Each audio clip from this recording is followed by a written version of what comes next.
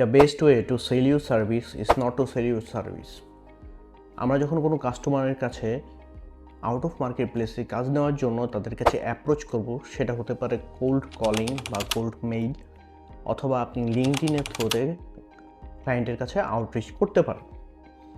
সেক্ষেত্রে আপনি ক্লায়েন্টের আউটরিচের ক্ষেত্রে আমরা সাধারণত সেলস অ্যাপ্রোচটাই বেশি ফলো করি।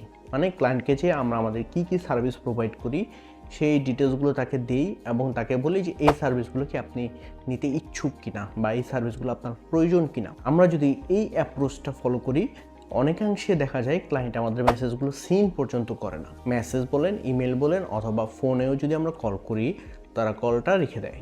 সেক্ষেত্রে আমরা কি করতে পারি? সেক্ষেত্রে বেস্ট অ্যাপ্রোচটা হচ্ছে আপনি ক্লায়েন্টের যেই রিলেটেড ক্লায়েন্টের বিজনেস, সেই বিজনেসের পেইন এবং প্রবলেমগুলো আইডেন্টিফাই করেন।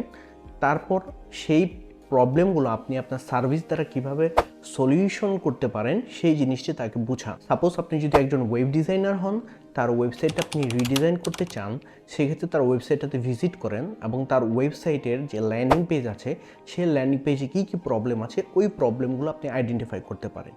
যে কোন সেকশনের পর কোন সেকশন হবে সেটার সিকোয়েন্সটা কতটা ইম্পর্টেন্ট ওই জিনিসটা আপনি তাকে বোঝাতে পারেন। তারপর হচ্ছে তার ওয়েবসাইটে কি মোবাইল রেসপন্সিভ কিনা, তার ওয়েবসাইটটা কতটা ফাস্ট লোড হচ্ছে, এই বিষয়গুলোর উপর ডিপেন্ড করে তার বিজনেসে কি এফেক্ট করতে পারে, কি ইম্প্যাক্ট করতে পারে সেই জিনিসগুলো আপনি তাকে বোঝান।